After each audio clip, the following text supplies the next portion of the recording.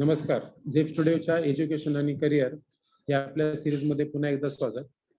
आजच्या ह्या सेशनमधनं आपण BE आणि BTech इंजिनिअरिंग अभ्यासक्रम पूर्ण केलेले, मेकॅनिकलची डिग्री असलेले किंवा electronics and telecommunication he degree असणाऱ्या विद्यार्थ्यांसाठी आपल्या सेंट्रल गव्हर्नमेंटची भारत इलेक्ट्रॉनिक्स जी काही कंपनी आहे, नवरत्न ज्या कंपन्या आहेत भारत सरकारच्या, यातली ही जी एक कंपनी आहे भारत इलेक्ट्रॉनिक्स, त्याच्यामध्ये स्टिप्युलेटेड पिरियड पुरता काही वॅकन्सीज फिलअप करायच्यात. त्यासाठी नुकतीच ऍड आलेली आहे, त्याबद्दल आपण आता याच्यामध्ये बोलणार आहोत. तर आजच्या या सेशनमध्ये जसं मग अशी म्हटलं तुम्हाला की भारत इलेक्ट्रॉनिक्स ही आपली केंद्र सरकारची कंपनी आहे, अतिशय रेप्युटेड कंपनी आहे. त्याच्या पंचकुला ह्या युनिटसाठी, भारतातल्या पंचकुला युनिटसाठी वॅकन्सीज भरायच्यात. त्याच्यामध्ये मेकॅनिकल इंजिनियर आणि इलेक्ट्रॉनिक्स बेस्ड इंजिनियर यांची आवश्यकता आहे. ऑनलाईन फॉर्म 6 ऑक्टोबर पासून सुरू झालेले आहेत. 27 ऑक्टोबर पर्यंत तुम्हाला ते फॉर्म ऑनलाईन पद्धतीने फिलअप करता येणार आहेत किंवा ते भरता येणार आहेत.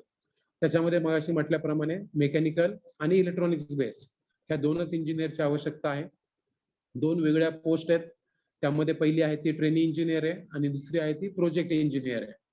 ट्रेनी इंजिनियर साठी तुम्ही अप्लाय करणार असाल तर मॅक्सिमम 25 वर्ष वयाची अट आहे आणि प्रोजेक्ट इंजिनियर साठी 28 वर्ष वयाची अट आहे. ट्रेनी इंजिनियर साठी टोटल ज्या पोस्ट आहेत त्या 55 आहेत. त्याच्यामध्ये इलेक्ट्रॉनिक्स बेसच्या 33 आहेत. त्याच्यामध्ये इलेक्ट्रॉनिक्स असेल किंवा ENTC असेल दोन्ही चालेल.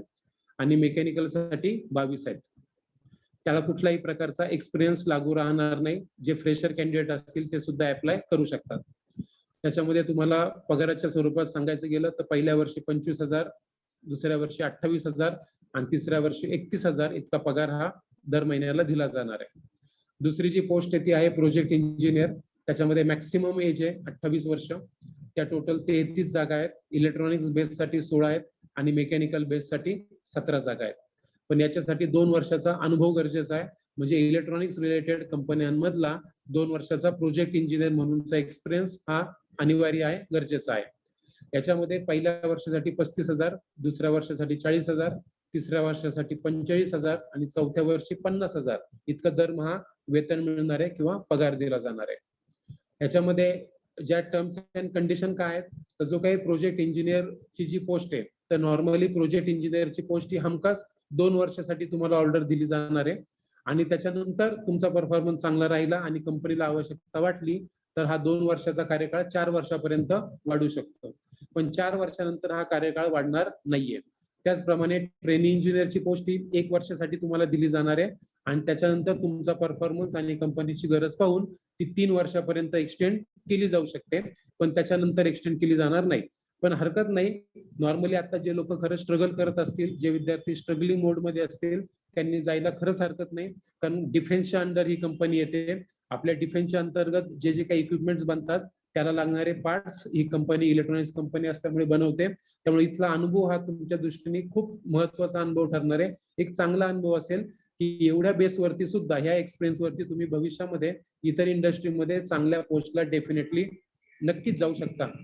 आता याच्यामध्ये क्वालिफिकेशन मग अशी सांगितल्याप्रमाणे 4 इयर्सची तुमची BE BTech पूर्ण झालेला असला पाहिजे. तो इलेक्ट्रॉनिक्स मध्ये असेल किंवा इलेक्ट्रॉनिक्स अँड कम्युनिकेशन मध्ये, इलेक्ट्रॉनिक्स अँड टेलिकम्युनिकेशन किंवा मेकॅनिकल, याच्यामध्ये डेफिनेटली तुम्ही जाऊ शकता. ट्रेनिंग इंजिनियरला मग अशी म्हटल्याप्रमाणे कुठल्याही एक्सपिरियन्सची गरज नाहीये. तो फक्त क्लिअर BE BTech पास झालेला असला पाहिजे. पण प्रोजेक्ट इंजिनियरला 2 वर्षाचा ग्रॅज्युएशन नंतरचा एक्सपिरियन्स असला पाहिजे. रिलेव्हंट असा तो एक्सपिरियन्स हा असलाच पाहिजे. याच्यामध्ये मेरिट कसं लावलं जाणार आहे, तर जे काही तुम्हाला BE किंवा BTechला मार्क पडले असतील त्याला 75% वेटेज दिलं जाणार आहे.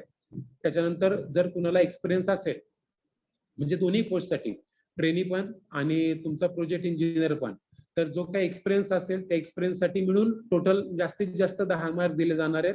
दरवर्षी 2.5 मार्क ह्या हिशोबाने एक्सपिरियन्स काउंट केला जाणार आहे. एखाद्याकडे एक्सपिरियन्स नसेल तर त्याला 10 पैकी 0 मार्क दिले जातील. एखाद्याकडे जर 4 वर्ष एक्सपिरियन्स असेल तर त्याला 10च्या 10 मार्क तिथे दिले जातील. एखाद्याला 4 पेक्षा जास्त वर्षाचा एक्सपिरियन्स असेल तरी सुद्धा तिथे मॅक्सिमम 10 मार्क मिळतील. आणि याच्यानंतर इंटरव्ह्यू होणारे जे विद्यार्थी शॉर्टलिस्ट होतील, वरच्या 2 कॅटेगरी पैकी जे विद्यार्थी शॉर्टलिस्ट होतील त्यांचा इंटरव्ह्यू होईल. इंटरव्ह्यूला 15% वेटेज आहे किंवा 15 मार्क्स आहे. असं टोटल 100% पैकी जे जे विद्यार्थी मेरिट मध्ये बसतील त्यांना काय होणार आहे, अपॉइंटमेंट ही दिली जाणार आहे. हे ऑनलाईन ऍप्लिकेशन भरायचंय तुम्हाला. त्याच्यामध्ये register.cbtexmexam.in.bel.panchakula सॉरी परत एकदा सांगतो, register.cbtexexam.in/bl/panchakula/ ही वेबसाईट आहे. या वेबसाईट वरती जाऊन ही वेबसाईट व्यवस्थित बघा. वेबसाईट वरती जाऊन तुम्ही ऍप्लिकेशन भरू शकता. याच्यामध्ये ऍप्लिकेशनची जी फी आहे त्याच्यामध्ये ट्रेनिंग इंजिनियरच्या पोस्टसाठी 200 रुपये आहे आणि प्रोजेक्ट इंजिनियरसाठी 500 रुपये आहे. त्यातूनही SC ST कुणी असेल आणि कुणी हँडिकॅप वगैरे असतील तर त्यांना ह्यामध्ये एक्झाम फी किंवा रजिस्ट्रेशन फी नाहीये. ते फ्रीमध्ये ऍप्लिकेशन फॉर्म भरू शकता.